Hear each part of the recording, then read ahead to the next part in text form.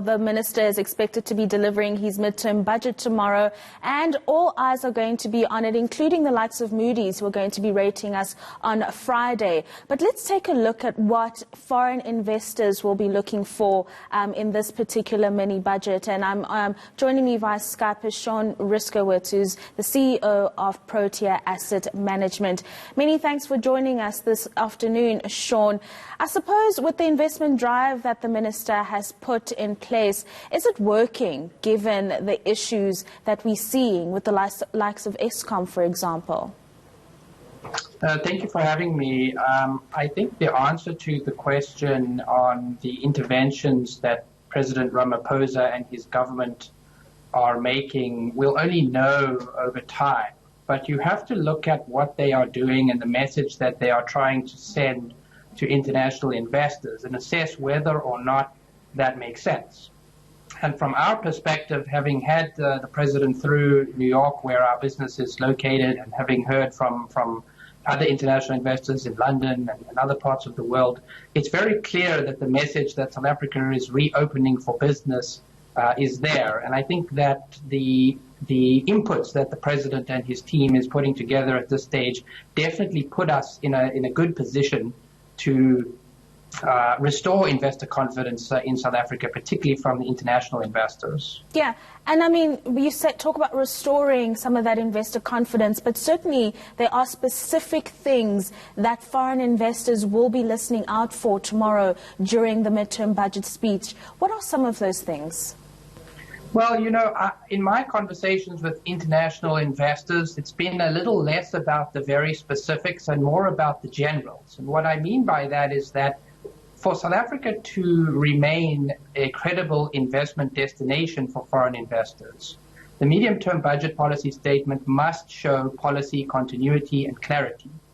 Now, as you know, the minister and government has already published various papers and so on that illustrate where the government is going in terms of policy and what they'd like to do with the country. And I think foreign investors are more concerned that the country remains committed to those ideas so that they can rely on the implementation that government puts forth. In South Africa, I think we are very much concerned with the specifics of the budget. You know, how much more tax are we going to pay? Are we going to pay more tax? What other interventions is the government going to make? But internationally, we need to build that base and restore that credibility. And that starts with the big general sort of moves. Are we still moving in the same direction? Is it going to correlate to the Treasury's paper? Is it going to match what the President Ramaphosa has told international investors? That I think is the key focus of international investors at this stage. And I'm glad you bring up that paper, because what about the argument by the unions, for example, who say that the paper is too austere and may lead to things like job cuts and the like? The balancing act that Treasury would need to create here in terms of putting in the necessary implementations to improve our credibility with foreign investors, and at the same time in making sure that the labour market remains intact. How do they feel about that kind of sentiment?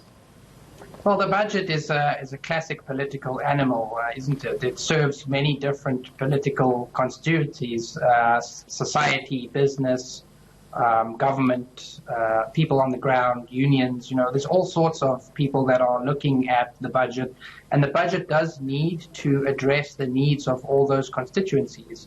But I would say that the ability for the economy to create jobs is very much dependent on the levels of confidence in the economy, and it's also very much dependent on the levels of investment in the economy. And the easiest, lowest hanging fruit in terms of investment is to indeed restore confidence. I've seen internationally, speaking to international investors, a need and a desire just for clarity of the playing field before opportunities are pursued. So, you know, I don't know if we have time to delve into all the depths of the Treasury's policy document, but I will say that, you know, without more foreign investment, without more domestic investment, without a little more confidence, a little more clarity, our question is going to be how many jobs have been lost, not how many jobs were lost at the margin in order to create hundreds of thousands of more jobs. Brilliant. I get your sentiments there. Sean Riskowitz, who's the CEO of Protea Asset Management, many thanks for joining us this afternoon.